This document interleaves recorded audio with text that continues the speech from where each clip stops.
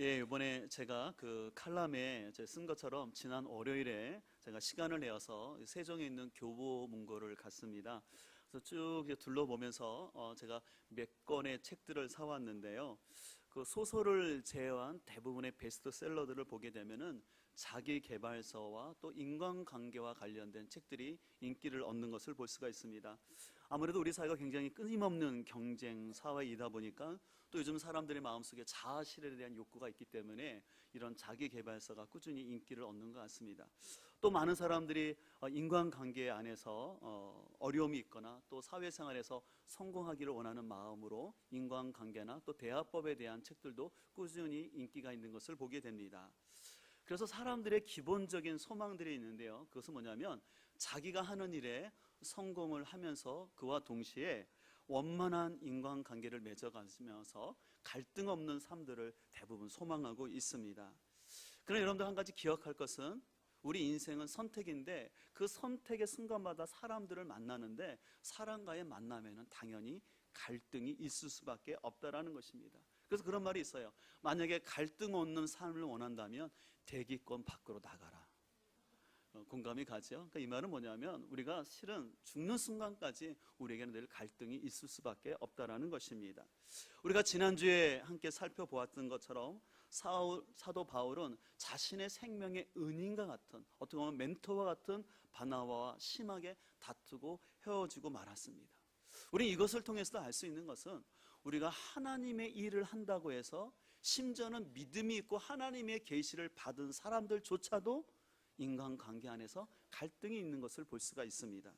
그렇기 때문에 우리는 갈등 자체를 부정할 것이 아니라 우리가 갈등을 어떻게 이해하고 우리가 성숙한 만남을 위해서 어떻게 하는 것이 지혜로운가 이제 하나님의 가르침을 받는 것이 필요하는데요. 그래서 오늘은 우리가 어떻게 하면 성숙한 만남을 위한 그 지혜를 얻을 수 있는지 함께 살펴보고자 하는데 우리는 첫 번째로 비굴이 아니라 비전을 위해서 갈등을 줄이는 삶을 살아야 한다는 것입니다. 오늘 본문 1절을 보게 되면 바울이 더베와 루스드라에 이르러서 아주 귀한 사람을 만났는데 디모데를 만납니다. 디모데는 바울의 평생 동역자이면서 그의 영적인 아들이었어요. 2절을 보게 되면 이 디모데는 많은 사람에게 칭찬받는 사람이었다라고 얘기하고 있습니다. 그러면서 이 디모데의 배경을 얘기하는데 그의 어머니는 유대인이었고 아버지는 헬라인이라고 말하고 있습니다. 당시 유대교에 의하면요, 어머니가 유대인이면 유대인으로 인정을 받게 되게 되어 있습니다. 그러나 그의 아버지는 헬라인이었기 때문에 디모데는 할례를 받지 않았습니다. 근데 이제 사도 바울은 이제 디모데를 데리고 선교사에게 동참시키기 위해서 비록 시간이 걸릴지라도 이 디모데에게 할례를 받게 한 다음에 같이 떠나게 됩니다. 그런데 문제는 바울이 이 디모데에게 할례를 받게 한 이 행동이 어떻게 보면 자신의 소신을 버리고 비굴하게 행동한 것이라는 오해를 받을 수 있는 요지가 있다라는 것입니다. 왜냐하면 여러분들 한 장을 넘기셔서 15장을 보겠습니다. 사도행전 15장을 보게 되면 흔히 예루살렘 회의, 예루살렘 총회라는 사건이 발생하는데요. 15장 1절을 보면 어떤 사람들이 유대로부터 내려와서 형제들을 가르치되 뭐라고 가르치냐면 너희가 모세의 법대로 할례를 받지 아니하면 능히 구원을 받지 못하리라라고 말한 거예요. 그러니까 예수님의 이름만 믿어서는 안 되고 할례도 행해야 된다라고 얘기했습니다. 그래서 바울과 및 바나바와 그들 사이에 적지 아니하는 다툼과 변론이 일어났습니다. 그래서 형제들이 이 문제에 대해서 바울과 바나바 및 그중 몇 사람을 예루살렘에 있는 사도들과 장로들에게 보내서 이 문제에 대해서 해답을 달라고. 그래서 이 문제를 가지고 예루살렘 총회가 열렸고 많은 경론 가운데 19절에서 다음과 같이 결론이 내려졌습니다. 15장 19절에 보게 되면 그러므로 내 의견에는, 여기 내는 누구냐면 초대교회 지도자였던 야고보입니다. 야고보가 어떤 결론을 내렸냐면 이방인 중에서, 바로 헬라인 같은 이방인 중에서 하나님께로 돌아오는 자들을 괴롭게 하지 말고, 이 괴롭게 하지 말고는 뭐냐면 할례를 행하는 걸 말하는 거예요. 할례를 억지로 받게 하지 말고 다만 우상의 더러운 것과 음행과 목매어 죽인 것과 피를 멀리하라고 편지하는 것이 옳다라고 이렇게 결정이 내어지게 되었습니다. 자, 그래서 이 말은 뭐냐면 이방인들이 이제 예수님을 믿으면 그 예수님으로 믿음으로 끝나는 것이지 더 이상 율법에 따라서 할례를 받지 않아도 된다는 것입니다. 그러나 그 당시 문화상으로 또 구약에서 지켜야 될 몇 가지가 있는데 우상에게 절하는 거나 아니면 성경에서 그 많은 것들만 먹지 못하도록 이렇게 규정을 만들어 놨다는 거예요. 그래서 이 사실을 누구보다도 사도 바울이 잘 알고 있었는데 그런 사도 바울이 이 디모데를 데려다가 할례를 주었으니 이는 어떻게 보면 자신의 소신을 버린 것인데, 그래서 오늘 3절에 16장 3절에 있는 것처럼 그곳에 있는 유대인들의 눈치를 봐서 그렇게 비건한 행동을 한 것이 아니겠느냐라는 것처럼 보일 수 있다는 것입니다. 그런데 여기서 우리가 이해할 것은 바울이 이런 행동은 그의 소신을 버린 것이 아니라 또한 정통의 유대인의 눈치를 봐서 한 것이 아니었습니다. 바울의 의도는 다음과 같은 것이었어요. 바울은 이 디모데가 함께 사역에 동참하기를 원했어요. 그래서 계속해서 디모데가 함께 복음을 전해야 될 텐데, 특별히 이제 유대인들이 거하고 있는 회당에 가서 복음을 전해야 될 텐데 할례 받지 않은 이 사람들이 회당에 들어오는 것을 유대인들이 용납할 수가 없었습니다. 그렇기 때문에 사도 바울은 앞으로 계속해서 선교를 위해서는 유대인 회당에도 들어가기 위해서는 비록 그 디모데가 어머니가 유대인이었기 때문에 유대인이었지만 아직 할례를 받지 않았기 때문에 그에게 할례를 받게 했던 것이었습니다. 이것을 통해서 혹이라도 앞으로 선교 사역 가운데 있을 갈등의 요소들을 미리 줄이고자 한 행동을 했던 것이었습니다. 우리가 겪는 인간관계의 많은 요인 중에 하나를 보면 때때로 원칙과 소신의 문제로 인해서 발생하는 것을 볼 수가 있습니다.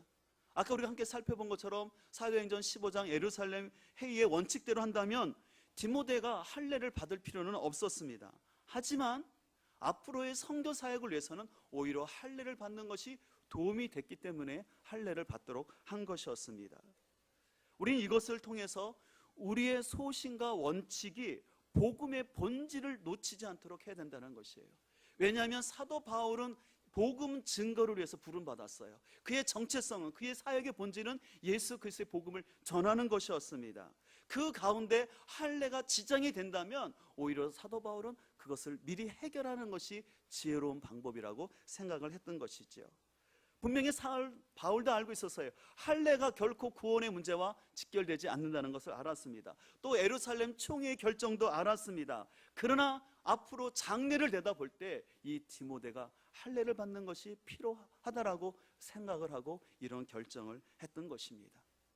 우리가 인간관계를 하면서도요, 너무 자신의 원칙을 내세우게 되면 그 사소한 것 때문에 때때로 본질을 놓칠 수가 있다는 것입니다. 우리가 가끔 목사님들이 모여서 회의를 할 때 보면 한쪽에서는 늘 이렇게 말해요. 법대로 해야 됩니다. 규약대로 해야 됩니다라고 외치는 분들이 있는가 하면 그 법의 정신을 살려서 그냥 은혜롭게 합시다라고 이 두 의견이 부딪힐 때가 있어요.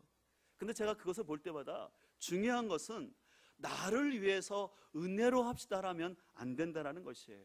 그리고 나를 적용할 때는 철저히 법과 규례대로 해야 됩니다. 그러나 공동체를 위해서는 관용하고 은혜롭게 하는 것이 지혜로운 행동이라는 것이죠. 근데 만약에 어떤 사람이 성숙하지 못하여서 자신의 이익에 대해서는 늘 자기중심적인 태도를 갖는다면 그것은 합당하지가 않다라는 것입니다. 그래서 우리는 그리스도인으로서 공동체 안에서 할 수만 있으면 마찰을 줄이는 그런 행동과 언어를 하는 것이 지혜로운 삶이라고 말할 수 있는 것이죠. 그래서 헬라어에 보면 여러분들 생소한 단어지만 아디아포라라는 아주 중요한 단어가 있어요. 이 아디아포라라는 뜻은 뭐냐면 대수롭지 않은 아무래도 좋은이라는 뜻이 있어요. 사도 바울이 로마서에서 성도들을 가르칠 때 믿음이 연약한 성도들을 너희가 받아주라고 말하면서 너무 원칙에 매여서 일부러 그것 때문에 싸우지 말라라는 것이에요. 어느 것에 대해서는 본질에 관한 것이 아니라면 대수롭지 않게 그냥 아무래도 좋다라는 그런 태도를 갖는 것이 필요하다라고 얘기를 했던 것이었습니다. 실제로 있었던 일이었는데요, 어느 화물트럭이 그만 가다가 지하차도를 잘못 들어가서 그 지하철에 부딪히고 말았어요. 높이가 높았던 것이죠. 그래서 이 사고로 인해서 구급차와 경찰차가 와서 또 레카차가 와서 이 차를 어떻게 끄집어낼까 어른들이 얘기를 하고 있었어요. 한쪽에서는 그 지하 차도 그 위에 벽을 좀 뚫어야 된다, 아니면 짐을 내려야 된다 하면서 막 얘기를 하고 있는 순간에 어떤 어린아이가 오더니 아저씨, 제가 저 차를 빼는 방법을 알고 있어요 라고 얘기하는 거예요. 그러니까 어른들이, 야, 지금 어른들이 한참 얘기하고 있는데 야, 너 조용히 하고 절로 가라고 얘기를 하는데, 근데 그 아이가 딱 이 얘기를 하는 거예요. 타이어 바람을 빼면 돼요 라고 했다고 합니다. 너무너무 통찰력이 있었던 거예요. 어른들은 어떻게 하면 그 터널 위에 부분을 부실까 아니면 짐을 내릴까 생각했는데, 어린아이는 뭐예요? 타이어 바람을 빼면 된다는 거예요. 그래서 타이어 바람을 빼고 그 차를 빼냈다라는 얘기를 듣게 됩니다. 저는 이 이야기를 들으면서, 아, 그렇구나. 사람이 너무 자기의 원칙과 소신으로 꽉 차 있으면 늘 부딪힐 수밖에 없는 것이에요. 그러나 때때로 중요한 본질이 아니라면 그냥 좀 내 의견을 내려놓고 바람을 뺄 때 그것이 오히려 더 건강한 삶을 살아가게 될 줄 믿습니다. 여러분들, 인간관계를 하면서 원칙은 중요하지만 그러나 우리는 마음에 관용하는, 그래서 내 에고적인, 자기중심적인 원칙들에서 양보하면서 우리가 지혜로운 인간관계를 이뤄갈 수 있기를 소망합니다. 두 번째로, 우리는 또한 성숙한 만남을 위해서 비난받는 용기를 가져야 한다는 것입니다. 오늘 4절 말씀을 보면 이렇게 말씀하고 있습니다. 여러 성으로 다녀갈 때 예루살렘에 있는 사도와 장로들이 작정한 규례를 그들에게 주어 지키게 하니라고 되어 있습니다. 여러분, 이 구절을 봐서는 아무 문제가 없는 구절처럼 보여요. 그러나 앞서 바울이 행동했던, 다시 말해서 디모데에게 할례를 받게 했던 그 행동과 일치가 되지 않는 좀 모순된 행동이라는 비난을 받을 수 있는 것입니다. 아까도 말씀드린 것처럼 사도행전 15장에서는 예루살렘 총회를 통해서 더 이상 이방인들이 할례를 받지 않아도 된다라고 결정을 했습니다. 근데 바울은 이 디모데를 데려다가 할례를 주었지 않습니까? 그러놓고는 오늘 또 4절에서는 이 예루살렘 총회에서 사도들이 결정한 그 규례들을 지키라고 말하는 것이에요. 굉장히 모순적인 행동처럼 보입니다. 우리는 알고 있어요, 왜 바울이 이렇게 했는지. 아까도 말씀드린 것처럼 사도 바울은 앞으로 선교의 목적을 위해서 이렇게 하는 것이 중요하다고 생각했지만, 당시 사람들이 봤을 때는 어떻게 보면 사도 바울은 일관성이 없는 좀 모순적인 사람이라는 비난을 받을 수 있습니다. 실제로 사도 바울의 삶 가운데는요, 참 많은 동역자들도 있었지만 그에게는 때때로 많은 대적자들이 많았어요. 왜 대적자들이 많았냐면 사도 바울의 삶을, 그 본질을 잘 이해하지 못했기 때문에 그렇습니다. 그래서 고린도후서 2장 4절을 보면 세 번역으로 이런 말씀이 있어요. 나는 몹시 괴로워하며 걱정하는 마음으로 많은 눈물을 흘리면서 여러분에게 그 편지를 썼습니다. 그러나 그것은 여러분을 마음 아프게 하려고 한 것이 아니라 여러분을 내가 얼마나 지극히 사랑하고 있는지를 알려주려고 한 것이었습니다.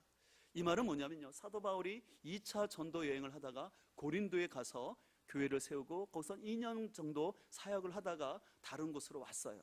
근데 다른 곳에 왔는데 고린도 교회 있는 성도가 어떤 문제에 대해서 물었어요. 그래서 거기에 대해서 답변을 해 주었거든요.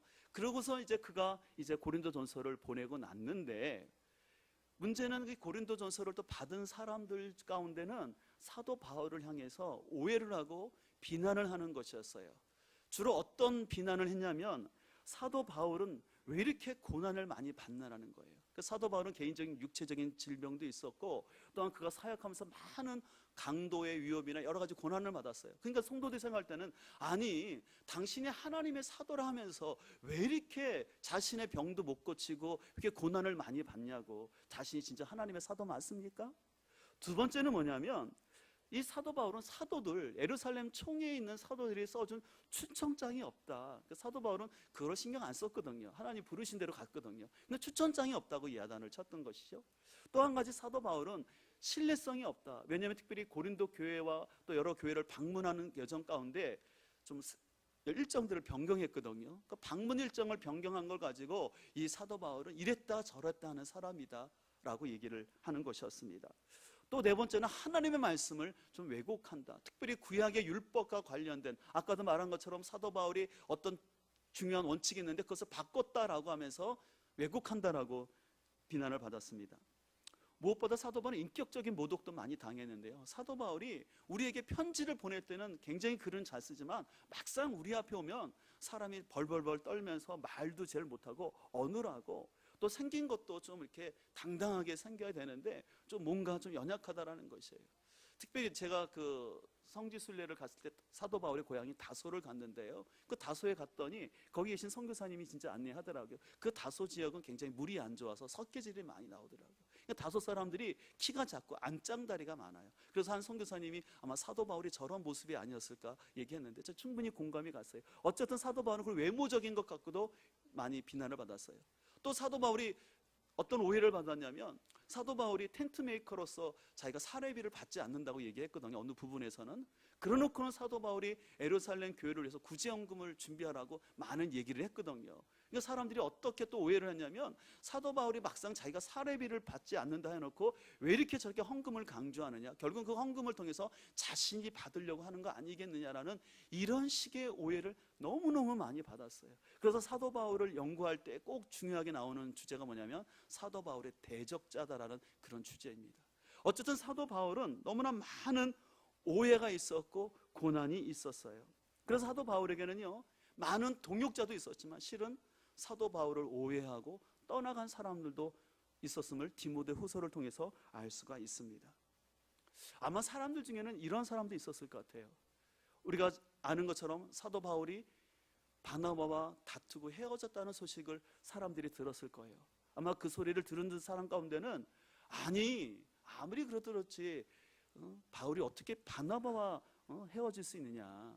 그래서 흔히 말하는 것처럼 검은 머리를 가진 짐승을 드리는 것이 아니라고 하는데 아마 여기에 해당하는 것 같아요. 사도 바울은 자기 은혜도 모르고 어떻게 바나바와 함께 대판 싸우고 헤어질 수 있느냐라고 사도 바울을 비난하는 소리가 있었을 수도 있을 것입니다. 자, 그런 가운데 오늘 6절을 보게 되면요, 성령이 아시아에서 말씀을 전하지 못하게 하시거늘. 여기 아시아는 여러분들 오해하지 말 것은 뭐 중국이나 우리나라의 그런 아시아가 아니라 바로 당시 에베소 지역을 아시아라고 했어요. 근데 그곳에서 말씀을 전하지 못하게 하셔서 그가 동쪽으로 부르기아 갈라디아 쪽은 동쪽인데 그 위로 갔어요. 다시 7절에 무시아 앞에 이르러 비두니아로 가고자 했을 때 예수의 영이 허락하지 않으하니라. 지금 어떤 상황이냐면 사도 바울이 계속해서 복음을 증거하려고 가는데 자꾸 사역의 길이 열리지 않냐고, 어떤 연인지 모르지만 자꾸 전도의 문이 막히고 있고 사역의 일이 열려지고 있지 않는 상황이었습니다. 그래서 아마 사도 바울의 삶 속에서 이 시간이 굉장히 꽤 어렵고 힘든 시간이었을 것이에요. 그래서 사도 바울이 아마 이런 생각을 할 수도 있었을 것 같아요. 내가 혹시 바나바와 다투고 헤어진 것 때문에 그래서 하나님께서 이 전도의 문을 열어주지 않고 있는 건 아닌가라는 생각을 할 수도 있었다는 것입니다. 실은 우리의 삶 속에도 그런 것 같습니다. 우리가 어떤 사정으로 인해서 어떤 사람과 헤어지거나 또 아니면 교회를 옮기게 될 때가 있는데 교회를 옮기는 이후에 나의 삶이 나의 환경이 잘 열려지지 않을 때는 우리는 이런 생각을 할 수 있어요. 아, 내가 혹시 이렇게 된 것이 내가 누군가와 헤어졌기 때문에 아니면 내가 교회를 옮겼기 때문에 이렇게 되는 건 아닌가. 흔히 목회자의 마음을 아프게 하면 하나님의 축복이 없다고 하는데 내가 목회자의 마음을 아프게 해서 내 삶에 이런 축복이 없이 이런 고난이 있는 것은 아닌가라는 그런 생각이 듭니다. 그러나 저는 이 시간 분명히 말할 수 있는 것은 여러분들 그런 거짓 메시지에 속지 않기를 소망합니다. 여러분들 우리는 복음과 진리를 위해서 비난받을 용기를 가져야 합니다. 여러분들 분명히 복음은 좋은 소식이지만 이 복음이 좋은 소식이 되기 위해서는요 한 가지 전제가 있어요. 회개하라 천국이 가까웠느니란 말씀처럼 회개하는 자에게 이 복음은 좋은 소식입니다. 반대로 회개하지 않는 자에게는 복음은 좋은 소식이 아니라 거치는 소식이 되는 거예요. 회개는 어떤 사람이 합니까? 자신이 죄인임을 아는 사람, 내 중심적으로 살았던 나의 옛 자아가 죄인이라는 것을 아는 사람이 회개하고 돌이키는 사람이 하나님의 복음에 초청받을 수 있어요. 그럼 많은 사람들 실은 복음은 좋은 거라 하지만 싫어합니다. 왜 싫어합니까? 그 사람의 죄를 지적하거든요. 그래서 복음은 늘 끊임없이 내 삶의 주인이 누구냐고, 너의 시간과 물질의 주인이 누구냐고 계속해서 강조하니까 실은 복음이 좋은 것 같지만 싫어집니다. 우리가 교회 나와서도 마찬가지입니다. 우리가 신앙생활 할 땐 처음엔 좋은 것 같지만 어느 순간에 말씀을 배우고 설교를 듣다 보면 자꾸 메시지가 우리의 본질적인 죄의 문제를 터치하게 돼요. 그러면 굉장히 불편해져요. 그냥 나는 교회 나와서 성도들과 교제하고 밥 먹고 이걸로 참 만족하고 싶은데 자꾸 하나님께서는 거기에 머물지 아니하고 내 삶의 주도권을 누구에게 갖고 있냐는 것을 계속해서 도전하게 되거든요. 그럼 정작 우리는 마음속에는 어떤 작동이 일어나냐면 하나님을 향해서 원망을 할 수 없으니까는 지도자들을 향해서 불평하고 혹이라도 자기 자신의 자존심과 관련된 문제가 결부되어 있으면 자꾸 험담을 하면서 하나님의 말씀을 받아들이지 않으려는 그 반응들을 우리가 하는 것을 볼 수가 있습니다. 여러분들, 예수님께서 요한복음 6장에서 오병이어의 기적을 베푸셨어요. 그때는 많은 사람들이 찾아왔습니다. 그러나 예수님께서는 그 오병이어의 기적을 베푸신 다음에 너희들이 육신적인 떡을 먹어서만이 되사는 것이 아니라 나의 살과 피를 먹어야 된다고 그랬어요. 다시 말해서 십자가의 진리를 가르쳤어요. 그러니까 그 말씀을 듣는 많은 사람들 중에서는 주님, 우리가 원하는 것은 떡과 생선이지 이런 어려운 말씀 듣기 싫습니다. 그래서 많은 사람들이 예수님을 떠나갔어요. 그래서 예수님이 제자들 향해 말씀하셨죠. 너희도 가려느냐? 그 굉장한 도전이었어요. 실은 제자들 가운데도 예수님을 통해서 축복받고 만사형통하기를 소망했지만 예수님이 십자가의 길을 얘기하니까 그게 싫었던 것이에요. 그랬을 때 베드로가 고백하죠. 주여, 영생의 말씀이 여기 있사오니 내가 어디로 가리이까? 이 고백이 우리 공동체에 있기를 간절히 소망합니다. 어쨌든 예수님께서도 귀한 말씀을 전했었는데 예수님의 말씀에 대해서도 수근거리고 비난하는 사람이 있었다는 것이에요. 바울 역시도 마찬가지입니다. 사도 바울이 왜 이렇게 대적자가 많은지 아십니까? 그 사도 바울이 타협하지 아니하고 하나님의 복음에 대해서 원칙적인 말씀을 전했기 때문에 사도 바울은 수많은 대적자들, 특별히 자신의 기득권을 갖고 있는 그 사람들이 사도 바울의 메시지를 너무너무 싫어할 수밖에 없었습니다. 저는 이러한 성경의 가르침들을 보면서 제가 목회를 하면서 모든 성도들을 만족시키고 모든 성도에게 환영받는 목사가 되고자 한다면 제가 그것이 바로 싹군 목자가 되는 길인 것을 알게 됩니다. 왜냐하면 목회는 하나님의 진리의 말씀을 통해서 양떼들을 먹이고 돌볼 뿐만 아니라 때로는 이단으로부터 성도를 지킬 뿐만 아니라 잘못된 길을 가고 있다면 막대기를 통해서라도 성도들을 바른 길로 인도하는 것이 목회자의 책임입니다. 근데 만약에 성도들이 원하는 대로, 성도들이 편한 대로만 맞춰주고 있다 그러면 그것은 제 목회에 큰 위협일 뿐만 아니라 실은 여러분에게 큰 위협이 된다는 것입니다. 여러분 아마 이렇게 생각해 보시죠. 여러분이 선국에 있는 담임 목회자가 늘 여러분의 마음에 들고 여러분에게 기쁨이 되는 목회자가 된다면 그것이 좋다고 생각합니까? 아닌 거예요. 내가 잘못했을 때는 분명히 하나님의 말씀으로 견책하고 진리의 말씀으로 내 삶을 이렇게 살아야 된다라고 말해주는 그 지도자가 있는 것이 복인 것이지, 그저 내가 듣기 좋은 소리, 그냥 잘한다라는 칭찬만 하는 지도자가 있는 것이 결코 여러분의 영혼에게 도움이 되는 것이 아닙니다. 그래서 우리는 이 관계를 잘 이해해야 되는 거예요. 제가 아까 설교를 시작하면서 제가 교보문고에서 몇 권의 책을 사왔다고 했는데요, 그 중에 읽은 책 중에 미움받을 용기라는 책을 제가 보게 되었어요. 이 책은 좀 자기개발서 같은 차원이기 때문에 좀 한계는 있지만 인간관계에 대한 귀한 통찰력을 주는 책이었습니다. 이 책은 제3의 심리학자로 불리는 아들러의 이론을 아주 쉽게 잘 풀어 쓴 책인데요, 이 아들러는 이런 얘기를 했어요. 우리가 인간관계를 하면서 타인에게 인정받고자 하는 인정 욕구를 과감히 포기해야지만 우리가 건강한 삶을 살 수 있다는 것입니다. 내가 너무 타인에게 인정받으려고 아무 갈등 없이 살려고 할수록 오히려 나다운 삶을 살 수 없다는 것이죠. 그래서 이런 말이 참 인상적이었어요. 만약에 10명의 사람이 있다면 우리 금영성령집회에 오신 분들은 아실 텐데 그중에 10명의 사람 중에서 7명은 나에 대해서 중립적인 태도를 갖는 사람이라면 2명은 나를 좋아하는 사람이 있다는 거예요. 그러나 10명 중에 꼭 1명은 어떤 사람이 있다는 거예요? 나를 싫어하는 사람이 있다는 것이에요. 우리가 너무 많이 느낄 수 있을 것 같아요. 여러분들이 동창회를 하거나 직장 생활을 하거나 어떤 모임을 하든지 간에 여러분들에게 호의적으로 하는 사람이 있는가 하면 분명히 그 중에서도 한 명은 나를 싫어하고 나에 대해서 안 좋게 생각하는 사람이 있다라는 것이에요.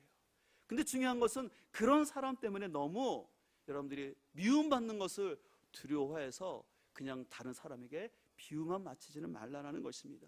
무조건 양보하고 부딪히지 않는 것이 좋다고 피하는 것이 능사가 아니라는 것이에요. 진리에 대해서는 그 진리 때문에 비난받는다는 것을 이해하시고 두려워하지 않아야 한다는 것입니다. 그래서 우리는 진리를 가진 자들이기 때문에 비진리를 가진 사람들이 우리를 향해서 비난받을 때 그 비난받을 용기를 가질 수 있기를 간절히 소망합니다. 여러분들이 세상으로부터 미움받는 걸 두려워하지 않기를 소망합니다. 어떻게 보면 그리스도인들은 세상의 가치관을 사람들로부터, 가치를 가진 사람부터 미움받는 사람들이에요. 왜요? 삶의 가치관이 틀리고 인생의 주인이 틀리다 보니까 당연히 세상 사람들은 우리 그리스도인들을 좋아하는 것 같지만 싫어해요. 우리가 그리스도인이 직장 안에서 내가 정직하게 모든 업무를 처리하고 민원을 정직하게 법대로 하려고 하면 당연히 믿지 않는 불신의 사람들은 싫어합니다. 왜 이렇게 깐깐하게 하냐고, 좀 사회생활 왜 그렇게 빡빡하게 하냐고, 적당히 타협하면서 세상 살 줄 알아야지 왜 그렇게 하냐고 하면서 우리를 싫어합니다. 노골적으로 또 우리 믿는 사람들을 왕따시키고 또 자기들끼리 뒤에서 이런 말을 하는 것을 볼 수가 있습니다. 그러나 그럴 때 우리 그리스도인들은 타협할 것이 아니라 내가 하나님의 진리를 붙잡고 나아갈 수 있기를 간절히 소망합니다. 그러면서 그때 받는 두려움을, 비난을 두려워하지 마시고 용기 있게 우리가 붙잡고 하나님을 바라보고 나아갈 수 있기를 간절히 소망합니다. 마지막 세 번째로 우리가 성숙한 인간관계를 하기 위해서는 내 계획보다는 성령님의 인도를 받아야 한다는 것입니다. 아까도 말씀드린 것처럼 6절에 보게 되면 성령이 아시아에서 말씀을 전하지 못하게 하시거늘이라고 말하고 있고, 또한 7절 끝에는 보면 예수의 영이 허락하지 않았다라고 말하고 있습니다. 사도 바울은 이 실은 더베와 루스드라에서 복음의 열매를 봤어요. 그래서 계속해서 그의 계획은 아시아, 바로 그 당시 에베소로 가서 복음을 전하고 싶은 마음이, 열망이 있었어요. 근데 자꾸 성령님께서는 그가 아시아에서 전하는 복음의 문을 닫으시는 것이었어요. 왜냐하면 하나님의 섭리는 그가 아시아를 넘어서 유럽으로 건너가서 복음 전하기를 원하셨어요. 지금 보시는 것처럼 지금 여러분들이 지금 터키 중심으로 해서 사도 바울이 그 아시아 지역에서 복음을 전해졌던 지역이에요. 근데 그 건너편이 바로 마게도냐, 바로 유럽이 열려지게 됩니다. 그래서 하나님께서는 사도 바울이 아시아 지역에서 복음을 전하고자 할 때는 그 길을 막으셔서 결국은 그를 두로아까지 가게 하셨어요. 그랬을 때 9절에 보면 밤중에 환상이 보여집니다. 9절에 보면 밤의 환상이 바울에게 보이니 마게도냐 사람 하나가 서서 그에게 청하여 이르되 마게도냐로 건너와서 우리를 도우라 하거늘, 바울이 그 환상을 보았을 때 우리가 곧 마게도냐로 떠나가기를 힘쓰니 이는 하나님이 저 사람들에게 복음을 전하라고 우리를 부르신 줄로 인정함이로라. 여러분, 어서 곧이라는 단어를 좀 동그란 표현을 했으면 좋겠어요. 여러분, 성경책에 있으면 곧을 하는데, 왜냐하면요, 사도행전에 보면 이 곧이라는 단어가 45번이나 등장해요. 굉장히 많이 등장하는데, 이 곧이라는 단어 속에는 어떤 의미가 있냐면 어떤 하나님의 인도하심, 성령님께서 어떤 길을 열어주심, 하나님께서 말할 때 그 사람들이 곧 반응하여서 곧 성령의 역사에 따라 순종하는 것을 볼 수가 있어요. 그래서 사도 바울은 하나님께서 밤중에 보여주시니 마게도냐 사람의 환상을 통해서 우리가 저쪽 유럽으로 가서 복음 전하기를 원하시는 것을 깨닫고 이제 일행과 함께 넘어가게 됩니다. 우리는 이런 것을 통해서 사도 바울이 아는 것처럼 마게도냐로 갔을 때 거기서 빌립보 교회를 세우게 되고 거기서 루디아를 만나게 됩니다. 또 여러분들 아시는 것은 사도 바울은 계속해서 그 유럽 지역에 갔을 때 아굴라와 브리스일라 같은 아주 신실한 믿음의 가정을 만나서 아시아에서 생각하지도 못했던 너무나 높은 복음의 문이 열려질 뿐만 아니라 아주 귀한 동역자들을 만나게 되는 것을 볼 수가 있습니다. 우리의 삶 속에서도요, 여러분이 만남의 은혜를 갖기를 원하신다면 여러분의 계획이나 익숙한 환경 속에 머물러 있는 것이 아니라 우리는 하나님의 인도하심을 받아야 할 줄 믿습니다. 그리고 여러분, 사람을 만나더라도요, 조급한 마음으로 사람을 만나지 마시고 급할수록 하나님의 인도를 받으면서 만날 수 있기를 간절히 소망합니다. 실은 이번 한 달 동안 저는 사도 바울의 생애를 중심으로 만남의 은혜를 주소서라는 주제를 가지고 말씀을 나눴습니다. 우리가 사도행전 9장에서부터 담메색에서 사도 바울이 하나님을 만나는, 예수님을 만나는 그 순간부터 하나님은 개입하셨고, 또 성령님을 통해서 여러 사람들을 통해서 그의 삶 가운데 만남의 은혜를 베풀어 준 줄 믿습니다. 저는 올 한 해 동안 우리 성도들의 가정에 여러분의 삶이 친족으로 만남의 은혜 가운데 거하기를 원하는데, 그러기 위해서 여러분들 성령님의 인도하심에 민감할 수 있기를 간절히 소망합니다. 그리고 그 과정 속에서 때때로 여러분들의 사역의 문이 열리지 않고 여러분들의 관계가 어렵고 외로움이 있다고 해서 결코 낭망하거나 두려워하지 않기를 소망합니다. 묵묵히 하나님을 바라보고 진실한 마음으로 가고 있으면 하나님의 때에 하나님의 사람을 만나게 해주시고 여러분의 삶의 사역의 일들을 열어주실 줄 믿습니다. 그와 함께 사도 바울이 이런 전도 사역 가운데 그에게는 많은 대적자들도 있었고 오해도 있었고 비난도 있었습니다. 그러나 그럴 때마다 그가 계속해서 하나님을 믿고 계속해서 나아갔을 때 하나님은 친정 사도 바울을 통해서 이방 선교의 문을 열어주시고 오늘날 이 기독교의 복음이 이렇게 확장되는데 사도 바울을 크게 사용하여 준 줄 믿습니다. 전 사도 바울을 묵상하면서 그 어떤 제자보다도 참 맷집이 강했던 바울이었구나라는 걸 알게 돼요. 아까 말한 것처럼 맷집이라는 것은 비난을 이겨내는 거예요. 사람들의 험담을 이겨내는 것입니다. 저는 오늘날 이 땅을 사는 우리 그리스도인들이 이런 영적인 맷집이 잘 좀 생겼으면 좋겠습니다. 믿지 않는 사람들이 여러분들을 비난한다고 해서, 또 가족 가운데서 여러분들을 험담한다고 해서, 때로는 교회 안에서 어떤 오해를 받는다고 해서 여러분들이 시험에 들거나 실족하지 않고 그것을 주님 안에서 이겨낼 수 있기를 간절히 소망합니다. 그랬을 때 하나님은 우리의 삶을 생각지도 못한 놀라운 만남을 주시고 또 인도하여 줄 줄 믿습니다. 그래서 잠언 16장 9절에 있는 것처럼 사람이 마음으로 자기의 길을 계획할지라도 그 걸음을 인도하시는 분은 여호와 하나님이신 것을 믿고, 우리를 향해서 신실하신 하나님, 변치 않는 그 하나님을 기억하면서 우리가 만남의 은혜 가운데서 거할 수 있는 우리 모두가 되길 간절히 소망합니다. 이 시간 우리께 말씀을 기억하면서 우리 함께 찬송하기를 원하는데요, 우리 찬양팀 함께 나와서 찬양하겠습니다. 우리 찬송가 379장입니다. 내 갈 길 멀고 밤 깊은 데라는 찬양입니다. 빛 대신 주님, 저 본향집 향해 가는 길 비춰 주시옵소서. 내 가는 길 다 알지 못하나 한 걸음씩 늘 인도하여 주옵소서. 오늘 말씀을 기억하면서 하나님, 나의 인생길에 하나님이 선한 목자 되어 주셔서 빛으로 인도하여 주시고 나의 삶에 함께하여 주옵소서. 우리 그런 마음을 가지고 함께 찬양하며 나가도록 하겠습니다.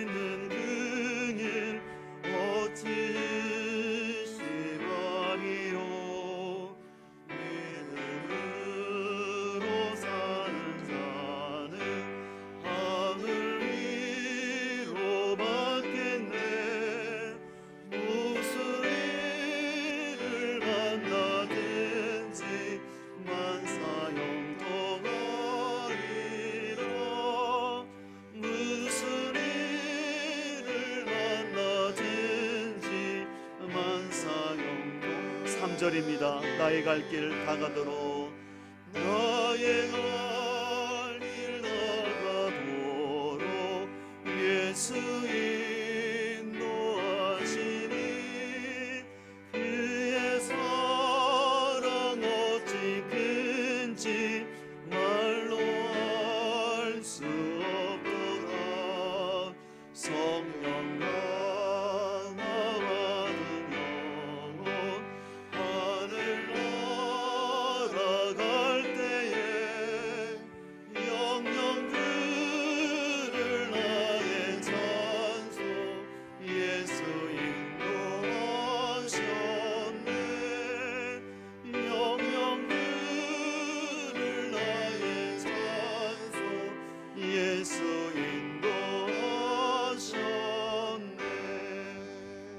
우리 함께 기도하는 시간을 갖기를 원합니다. 여러분의 삶 가운데 혹시 너무 여러분의 자아가, 여러분의 원칙이 너무 분명하여서 혹시 사람들과 자꾸 부딪히지는 않는지요? 우리는 할 수만 있으면 화평하는 것이 하나님 우리 삶에 가르치시는 지혜인 줄 믿습니다. 여러분 안에 있는 좀 생각과 원칙을 좀 빼시면 어떨까요? 지하도에 걸렸던 화물차처럼 좀 여러분의 마음에 좀 바람을 뺐으면 좋겠습니다. 또한 더불어 그렇지만 내가 진리에 타협하지 않고 진리를 지킴으로 인해서 비난받는 걸 두려워하지 않기를 소망합니다. 예수님도 사도 바울도 많은 대적자와 비난받았습니다. 복음의 진리가 있기 때문에 비진리를 가진 사람들은 우리를 향해서 비난하고 욕을 할 수 있습니다. 그러므로 갈등을 두려워하지 마십시오. 비난받는 걸 두려워하지 마시고 주님, 내가 믿음의 소신과 원칙을 지키게 하여 주옵소서. 또한 무엇보다 순간순간마다 성령의 인도함 받아서 주님, 내가 만나야 할 사람을 분별케 하여 주시고 내가 가야 할 길을 분별케 하여 주시고 또 그 가정 가운데 막힘이 있더라도 낭망하지 아니하고 계속해서 하나님 주시는 뜻을 분별하며 나아갈 수 있도록 주여 나의 삶을 우리 가정의 앞길을 인도하여 주옵소서. 함께 기도하며 나가도록 하겠습니다. 하나님 아버지, 오늘 사도 바울의 삶을 통해서